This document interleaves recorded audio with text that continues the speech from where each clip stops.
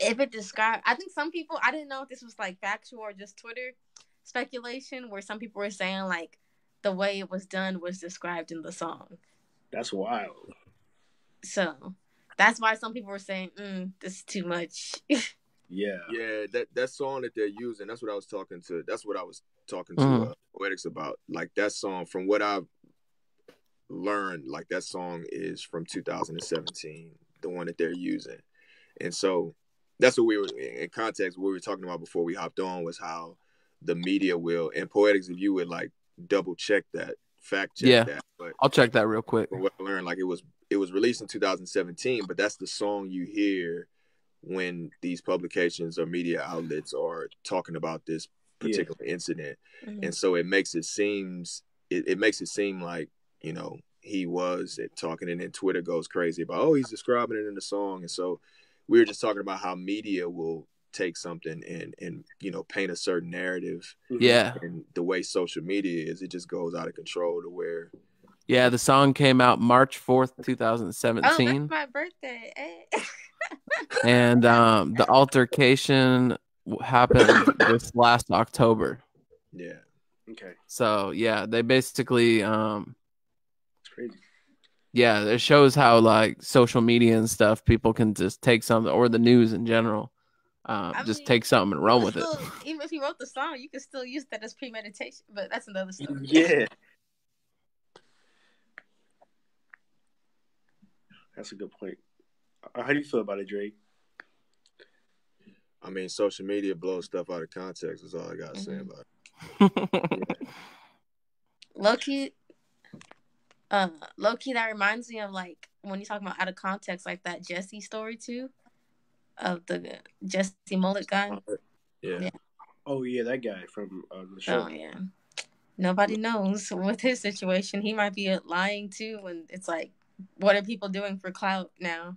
Exactly, like yeah, clout chasing is real. It's real. Yeah, it's a real thing. It's on a whole nother level right now, man. Basically, it's wild. Yeah, you can make your own movie. You literally can make your own movie on your phone, or your own reality show on your phone. So it's like at an all-time high, bro. I feel like this is a good opportunity to jump to the topic that we were talking about earlier that I really want to talk about, which is Blueface has an odd flow. Oh, man. So basically, we were talking about this. We were talking about this before we came live. Blueface has been causing a weird divide in hip hop. He is known in the mainstream community for his weird and off-tempo rap style.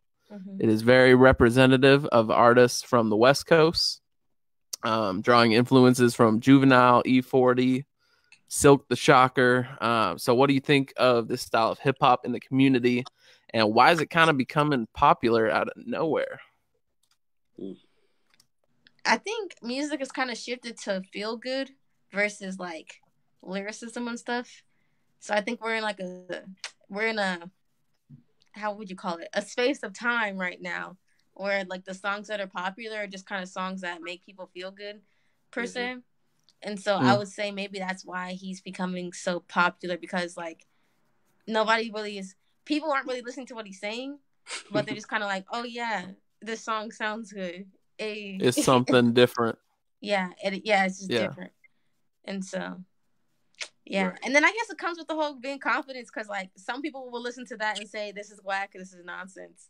And so, and other people think that this is amazing. So yeah.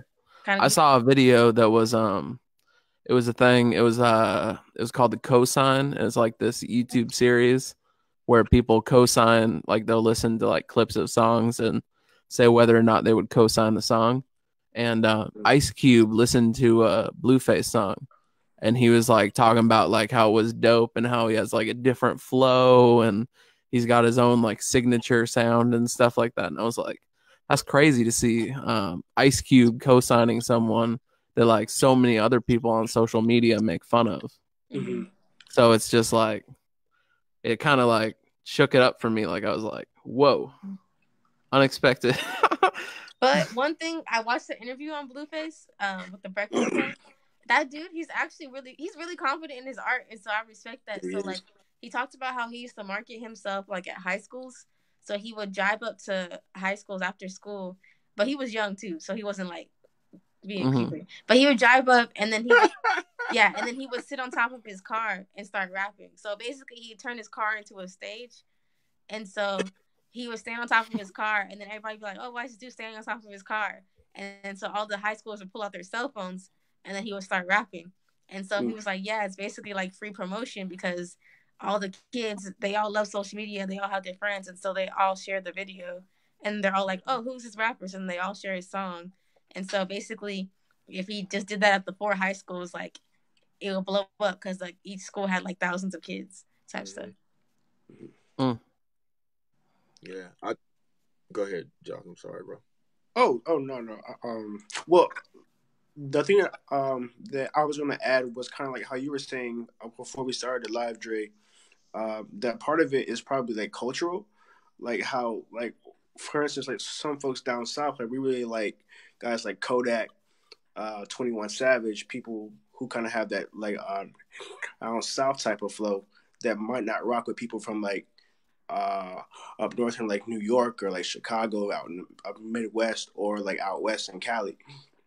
And so the reason why like Cube might like co-sign Blueface would just be because of that cultural aspect, you know, like he like vibes with that type of sound because that's just like a historical Cali sound. So yeah, I think a lot of it has to do with, I mean, the majority of it too, like what you were just saying, Wanda, about the standing on top of the car and then kids recording it and then it going viral really, really quick. The social media aspect, like, I don't know if you guys have ever seen the High video from Juvenile, like, but Juvenile then were popping for years down in the South, way before the Universal deal. But even when he released 400 Degrees, like the album only sold, I want to say 30,000 units or something like that right off the bat. Like, it did not do well at all. It went on to sell 4 times platinum at its height in the early 2000s. But at the beginning, it wasn't going anywhere. But that visual that he had, like, when people saw that, is the reason why Jay-Z hopped on the remix. It's like, when people saw that visual, it was something different. Like, you imagine if that visual went viral on social media, that 30,000 units would have probably been 300,000 units. You know what I'm saying? Like, it's just like things have sped up now to where an artist like Blueface, it doesn't take a year or 2 years or 3 years for him to pop and grind. He can just do one little thing, pull up to a high school, and now it's not the high school and that local community talking about him. They're posting about it, and kids in China are seeing it. You know what I'm saying? It's just a strange world we live in, where I mean, things can just move at lightning speed to where something off and odd can become normal quicker than it used to. Yeah. And to kind of piggyback on the same question, do you think we will start to see this same kind of thing happening in Christian hip hop, where we're going to see more people rhyming offbeat or trying to rhyme with very different voices to try to pull listeners in a different way? You know what I'm saying? I would say maybe, yeah. I think, you know, especially because a lot of people who enter CHH, I guess, are young. So I would say they're going to experiment because that's what they hear. And so I would say one thing that's interesting, though, is because, like, I feel like Christian hip hop almost has like a gatekeeper mentality. So it's kind of like if Rapzilla isn't and stuff like that aren't posting your stuff, or like one of the labels isn't like kind of interested in you, I feel like it's kind of harder to get your stuff heard unless you go viral type stuff. And so, because like I guess you see that with Toby. So like Toby got like internet love. So then, even though maybe Rapzilla and the labels weren't showing him love, like the internet showed him love. So then he was able to pop off type stuff. Right. And so I would say like with someone like that, I think they could do their thing, but I think that if people don't show them love, like in terms of the gatekeeper mentality, it's kind of just gonna stay stagnant. or unless the internet shows them love type stuff. Yeah. Okay. I feel like there are people out there that are trying new things already, like with like their own specific sounds. One thing that I personally would like to see more in CHH would be more cultural influences. So like for like a CHH person that's from Miami, sound like you're from Miami, or like a CHH person that's from Chicago, throw some drill in there. You know what I mean? But like that's something personally that I would like to see more in CHH is just like people just representing where they come from more, kind of like how Blueface is. Like he's just like he's a Cali person. That's exactly how he sounds. Yeah. Yeah, that's cool. I would definitely. Oh, go ahead. My bad. No, you go. I was just gonna say the problem with that is I don't think that that's gonna happen. Like for the majority of artists, and I only say that because Blueface has been outside. That's true. Like she said, he pulled up to a high school, got on the car, and started rapping. Like I don't see too many CHH artists doing it. I see them online, and if you're online, you're gonna speak the language of that's their culture, the internet culture.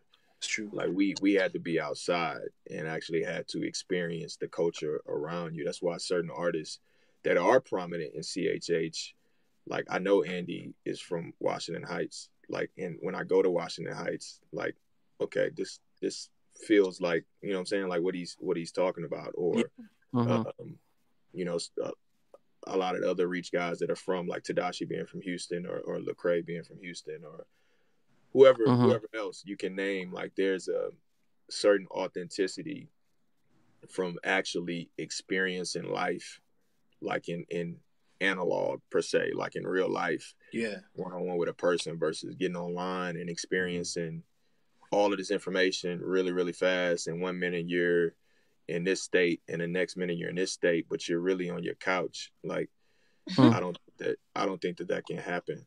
Yeah. Unless you. Chad Horton said there are no more regional sounds. The internet erased that. Yep. Yeah, that was a good point that you brought up. So about the whole keeping your sound from where you're from. I think that does make an interesting difference. And then Davis Absolute said, when we say gatekeepers, who are the gatekeepers? Maybe I'm just unfamiliar. I mean, I feel like it's pretty obvious. I don't know.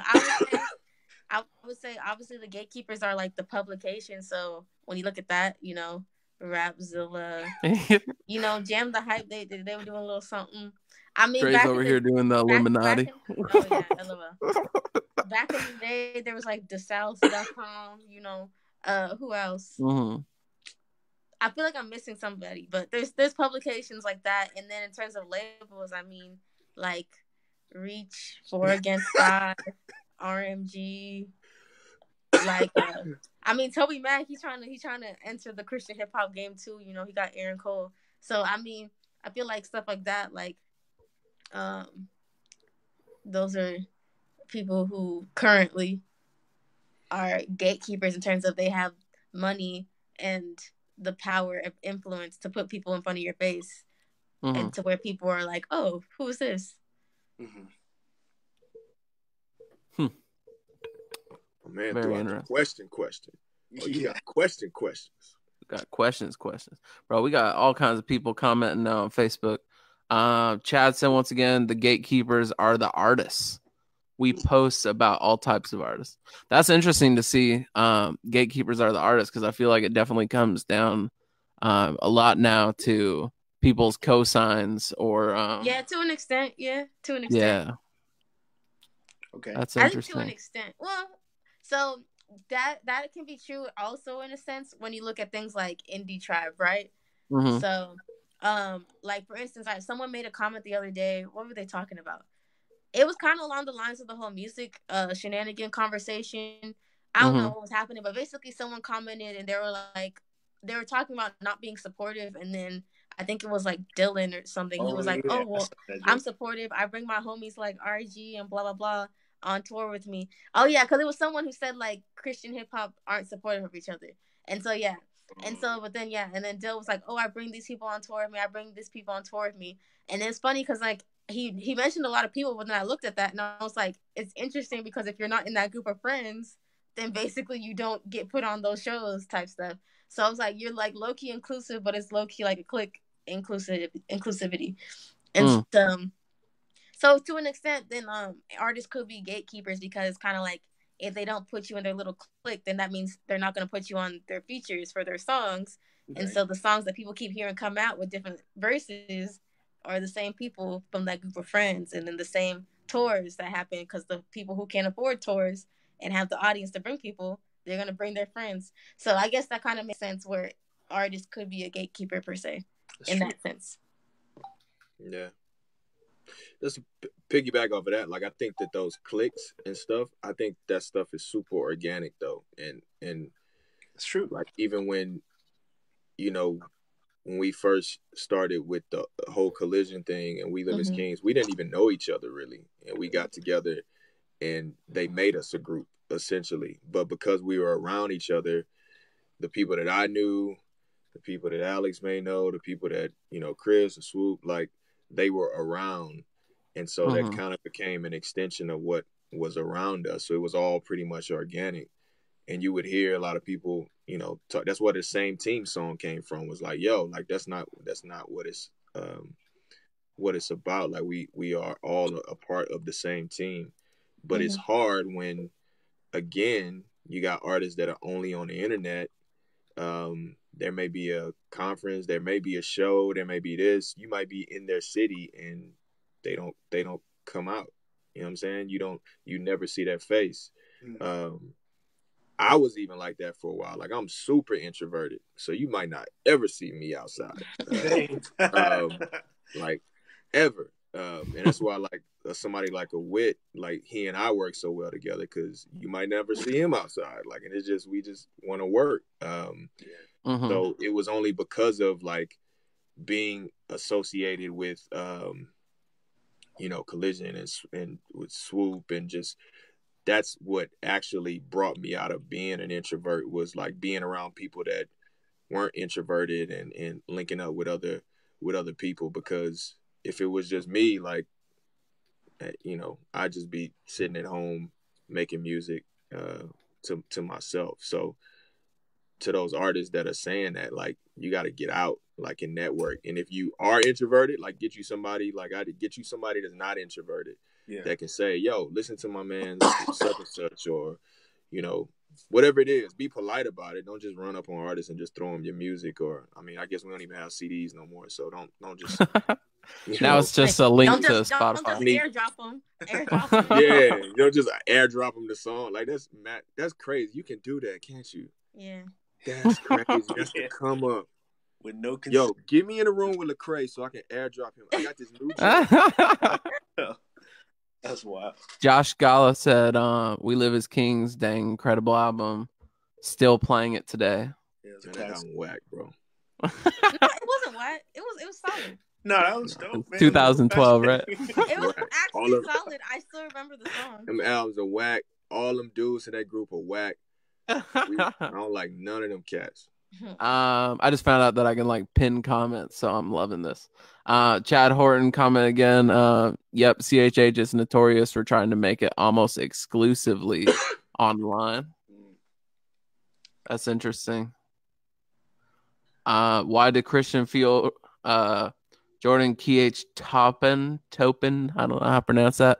Why do Christian rappers feel like they have to conform to mainstream sound all the time? I would say it's not really conforming to mainstream sound. I would say, like, with that situation, it's just kind of like they just want to be at the same level sonically. Like, I would say it's not more like world versus Christian. I feel like it's kind of like this is the sound, and then the words I say are Christian, and the words you say happen to be not glorifying to God. So I think it's just kind of like, it's not conforming. It's just I want to be able to play my music in the same room as you, and there's no question about standards of what it sounds like. And I would say too, I would say just from like a producer standpoint, because I see people commenting all the time, like, why does everyone's beats sound the same? Why do why do these artists use beats that sound like someone else? And it's like, because that's what's selling. That's what a lot of it comes down to, is it's like, because I'll make some weird experimental beats, but those aren't the ones that are selling. The Travis Scott type beats, those are the ones that are selling. It's like, it comes down to what's popping at that point. And a lot of time people aren't trying to sound like someone else. They just enjoy that sound, and they just want to sound like something they enjoy. And I've never seen what's wrong with that. Yeah, like I can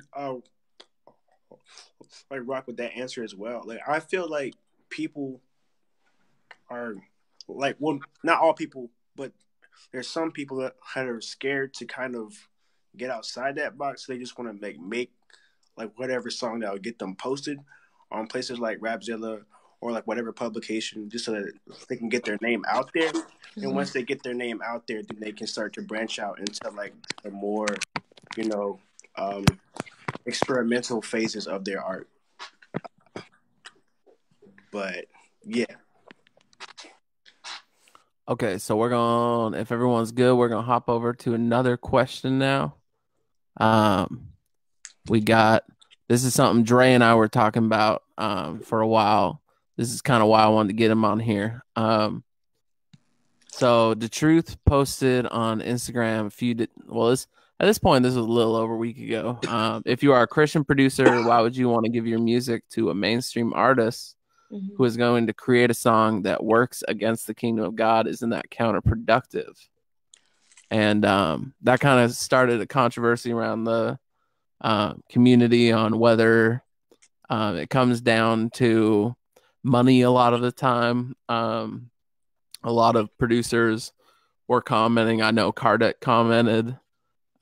He said, "If I don't want to say it out of context, but he said he said something basically saying you have to start paying producers more if you're going to want them to stay to just CHH." That was kind of a lot of what the conversation was going around. But should CHH artists be working, or Christian artists in general, should they be working with people in the mainstream? You know what I'm saying? Is it wrong? Is it sinful to work with someone who is not Christian? No. Elaborate. Well, like, all right, so like just use the same reasoning that Andy Mineo used with the plumber. You know what I mean? Like, plumbers aren't out here calling themselves Christian plumbers. They're calling themselves plumbers, and they work for Christian people and non-Christian people to provide a service, to make money, and to make a living, and they do it in excellence, and they still do that same job to glorify God, whether that's for a Christian person or a non-Christian person. Same thing with Christian producers. Like though a beat like may be used to like not glorify God, the connection that you make with a non-Christian artist can still be valuable. You know what I'm saying? Like that Christian producer could be like the one Bible that non-Christian person reads in his lifetime. So like I feel like Christian producers working with non-Christian artists is perfectly fine. And like that could be how God uses Christian producers to spread the gospel and to reach people who might not, walk into a church. But I don't know. Like that's just how I feel about it. Mm-hmm. And it could be one of those things where I guess once you get to a certain level of clout or confidence, I guess you could say like you could make a standard, because like as an artist, because even as a producer, you're like low-key an artist, like it's your art form. Yeah. So it's kind of like you could make the standard like, hey, on my particular art, you can make songs, but I just don't want nothing too extreme. So you could make certain standards, like if you work with a non-Christian artist, like, yeah, you can rap over my beats, but don't make anything that extremely goes against God. Like, so it's like you can write love songs over my beats, you can do blah blah blah, but don't write this over like, and some people might respect that and be like, okay, yeah, that's cool. Your stuff is still fire, so I still want to buy your beats. So I don't know. It could be one of those things where you can set a standard. Well, I'm gonna just throw this out there. The R. Kelly documentary comes on, and they're showing one of R. Kelly's videos, and your song is the backdrop for that video. You cool with that or not? That's deep. No, but like the Melly Cat, the track that everybody's thinking that he's describing what he did to these kids in October. They're playing this continually on repeat as they show his mugshot. That's your beat. You cool with that or not? I feel like a lot of the time, for me, it would come You're down not answering to the question, boy. no, because it depends on different stuff. Because we don't know, like, was it a beat where we don't. Yeah, we also don't know that he might have bought that beat from someone off a website for $19.99 free lease or something. But it can also come down to we don't know where Melly might be in 20 years. True. Right. So going back to her point on her disclaimer, if seeing your or hearing your music behind an R. Kelly video in the midst of all of this, or the Melly mugshot, whatever his name is, seeing your music behind that, if that would make you feel in such a way where you're like so disgusted, wouldn't it make you want to take that much more care of who you entrusted your music to? Like if the music is your baby, and I have 3 kids, and this might be a whack analogy, but are you just gonna hand over your kids?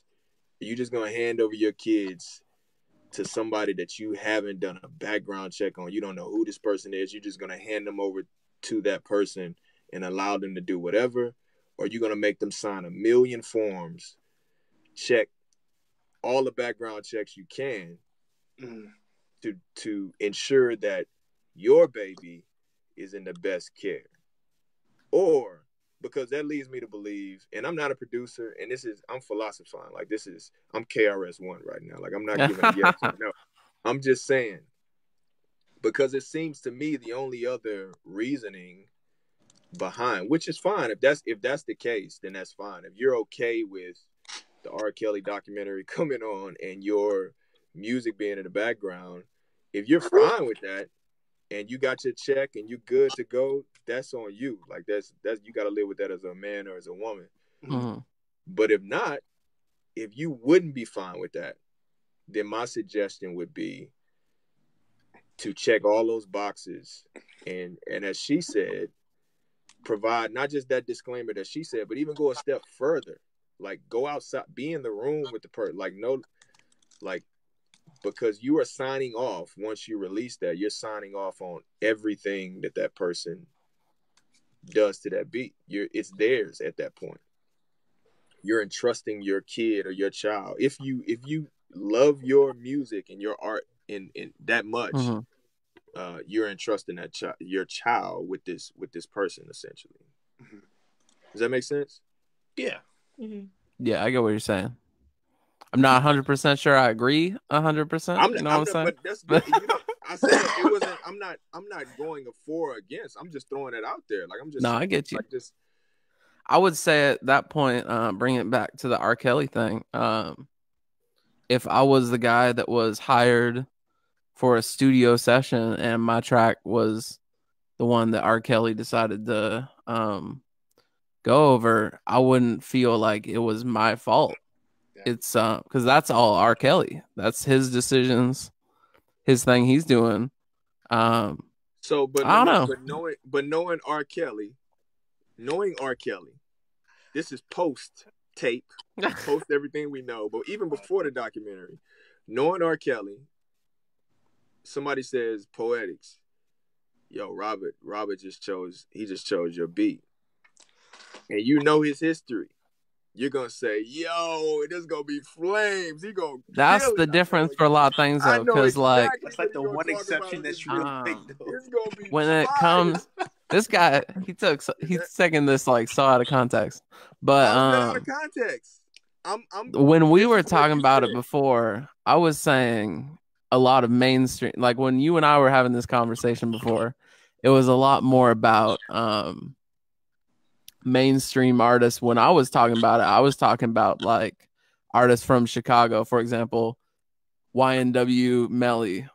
I wouldn't have a problem working with him, even though he's getting in trouble for stuff, because at that point there's not that much of a history. It's just someone out there struggling and learning through life. And I'd rather be that one person that said, I won't judge you, I'll just build with you, kind of thing. You know what I'm saying? Mm-hmm. No, I get what you're saying, but that's not what you just said, though. You said that somebody might have grabbed a beat off of the internet, or somebody might have grabbed a Well, beat. that What I was trying to pull back to was that why would you just throw your stuff on a beat for anybody randomly just to select? That's the problem with us. I don't do that. First place. Like a lot of producers hey are man, for complaining people about. like, so for beginners, we need those type of beat stores for people. If I like the beat, No.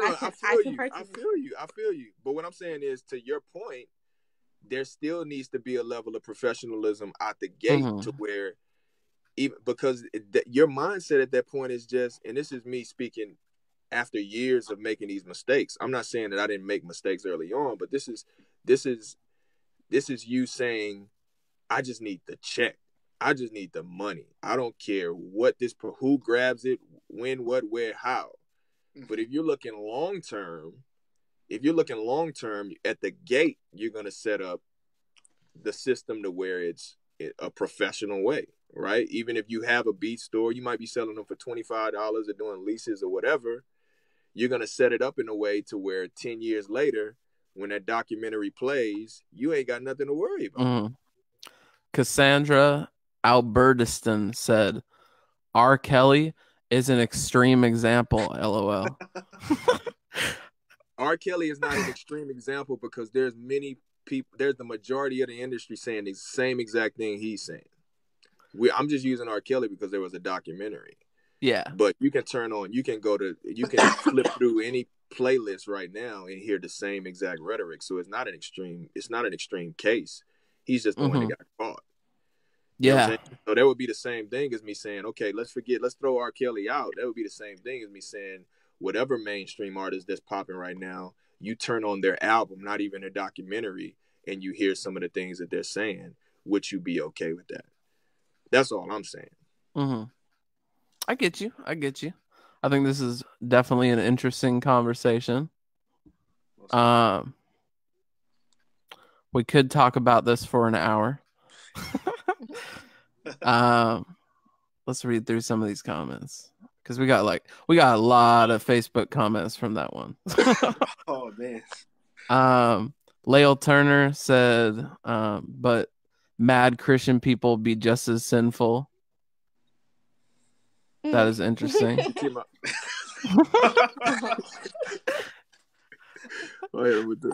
I feel like that's kind of an interesting point, though. That I mean, you don't know. Sometimes someone in CHH comes out and they got the same stuff happening behind the scenes. No, he's absolutely. I'm not saying that he's not right. No, he's absolutely right. I mean, in context of what we're talking about, like I don't know. We got, I believe that's CJ King, the artist. I need y'all to combat this man. There's nothing it's factual. Cassandra said, talk about women. Combat women. What else we got? Rapper Xavier Sorrow, super dope dude, said rappers should build with their producers, make the team grow. Yeah, that's definitely true. Yeah. Okay, what else we got to talk about? What ifs are hard to figure out one person? What ifs are hard? That's my mom. What ifs are hard to figure out one person, one beat at a time? True. That's from my mom. Yeah. That's crazy. Well, but it's not that hard. And no disrespect to your mom, I love your mom. I love your mom. How much? It's not that hard to figure out now. Maybe in the 90s it would be super hard to figure out, but in 2008, and again to what was the guy's name? Turner. What was his last name? Was Turner? Lael Turner. Yeah. To his point, he's absolutely correct. But at the same time, like you don't know what that person is doing behind the scenes. But I know what someone shows me, right? So if something is uncovered about that person behind the scenes, in the future, then it's like, I mean, I don't think that that's the same thing, because you had no knowledge of them. But if I hear somebody and then get on social media and see somebody with this, like I remember when the Truth was talking about this back in the day, he used to talk about a campaign. Like if somebody has a campaign for something, if their whole campaign is for something specific, then it's like Jay Prince said about I think he said that about 6ix9ine. He was like, his campaign is going to get him elected, basically. And so if somebody's campaign is going on a certain path, like you can clearly see that from everything that we have available to us now, whether it be socials or whether it be the music that they put out, the videos, et cetera, et cetera. Yeah. So to his point, he's right, but I'm saying that's kind of different when that person is sinful and then they get caught behind the scenes doing whatever and it's exposed. You didn't know that. You know what I'm saying? When you gave that person the beat. And again, I'm not saying yay or nay. I'm not a producer. I'm just philosophizing. Like, yeah. It also comes down to a lot of the time scales with how beats and stuff move. Because a lot of the time you'll give a beat to someone and a year later they'll release a song. And you don't even remember that track. Right. And you're just like, wait, what's happening? And then you see, right, oh, they posted their song and it's about twerking. Who did? Huh? What? What did you say?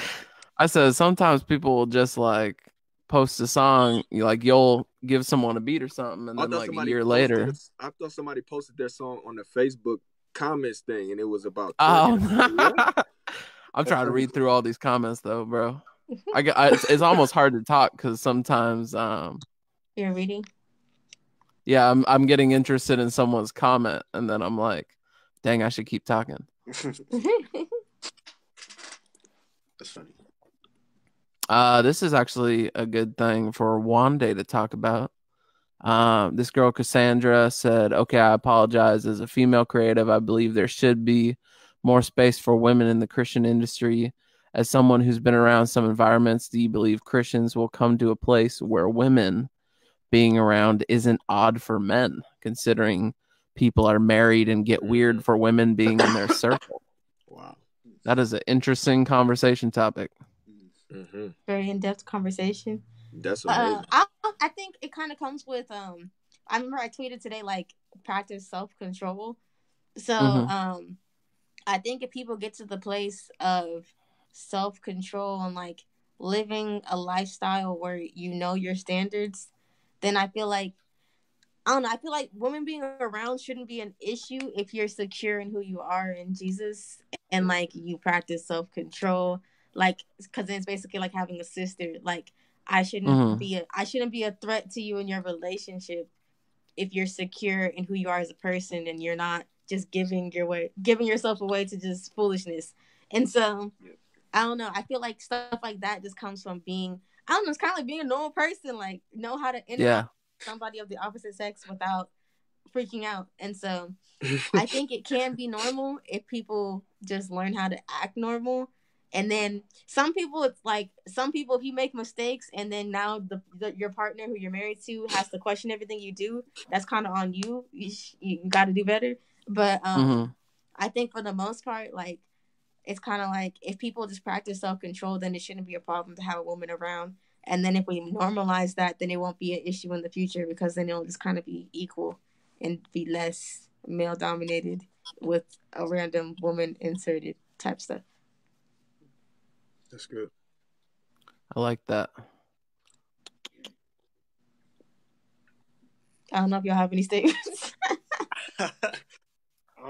Only thing I would add is that it definitely goes. I agree with everything you just said, and just to add to that, for the women that are in that circle, to make sure that there isn't anything that would encourage that either. You know what I'm saying? Like, it's a two-way street for both of us to operate as brother and sister, if that.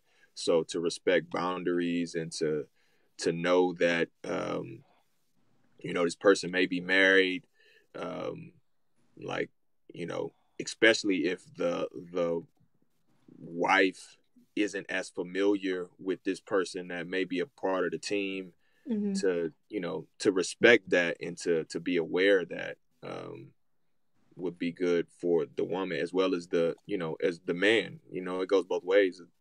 I know she didn't ask the question in that way, but if it's a man of a part of a team and the woman is the artist, the man should respect the woman in the same way, and vice versa. So yeah, but I think you're dead on with what you said. That's true. This would be a really good topic for the next show to talk about. Oh yeah, that'll actually be super interesting. Yeah, like the whole hashtag CH8 sexism thing from last year, and let's just talk about, I guess, how that all plays out in reality and stuff. Definitely. So I wanted to do for just the last part, just kind of covering some of the dopest music to release this week. Do you guys have a favorite track that's been released this week, or favorite artist who's dropped a song? I would say Few. He dropped the album. I don't know if I'm kind of biased, but Few's album was pretty fire. I'm not gonna lie. It's pretty fire, and I think it's cool because I've gotten to know Few like as a person, and so like I think sometimes whenever you listen to his music up front, like a lot of people are just like, oh yeah, it's just like trap music. But like when you really listen to what he's saying, like he's really like talking about Jesus for real. Yeah. And so like that's one of the things I really appreciate about this album. I feel like it's a beautiful marriage of like current sounding music that like I could like drive to and be like, oh snap, this is good. You could play it in a party setting, you could play it for your friends, like it's good. But like he's literally talking about like, hey, Jesus is coming back, get your life together, because you're going to be very upset if he comes back and your life is not together. So like everything he talks about is like explicitly, like this album is actually very explicitly Jesus, so it's really cool. So yeah, I really like it. It's super dope. Dope. Josh, favorite thing you can't say the Culture Villains Project. Dang, you read my mind. You read my mind. Let's see. So, for real. Pharrell dropped the album? Oh no. Some good friends of mine. They don't really have like a group name, but you can find their project called B&B Sessions on Spotify, and it's made by like a whole bunch of guys. Like Smoothie Cindy is one of them. Oh, cool. And Lael Turner, Heike Hampton. They dropped like a 2-track little project on Spotify called B&B Sessions. It's really dope. It's really cool. Dope. Chad said 30 songs dropped. LOL. For real. It's a lot, yeah. A lot of people just dropping new year, new me. Sonny's in here. He says CV the gang. Oh, yes, sir. CV the gang. Oh, yeah. We got a bunch of people coming now. Dre, any music you like dropped this week? Man, it's this dope podcast that I just Hey man, promote yourself too. Shameless plug. I really like I don't listen to a whole lot of music like that anymore. It's really I listen to a lot of old stuff when I do, but there is, and randomly when people send me stuff, I'll listen. I'm excited to listen to Antoine Bradford's new record. It hasn't come out yet, but you can pre-order it. And then there's a guy named Stitch. He goes by Stitch Early, I think, on Twitter. He sent me a link to his stuff, and I was like pleasantly surprised. I don't know how I got the link. I forgot what was said, but he sent it to me and I checked it out. I was definitely pleasantly surprised with that. Man, I can't. My favorite comment so far, Chad Horton said, Dre, drop something. Hey, man, do it for the culture, fam. Yeah, man. Do it for the culture. Bro, he missed out. He missed out on Flex, I guess. I've been blackballed, man. Like, everybody blackballed me, and I'm just really upset about it. That no, I'm being serious, man. Like, you know, there was this whole Reach Records thing where I had this contract on the table, and they decided to sign this guy other than me.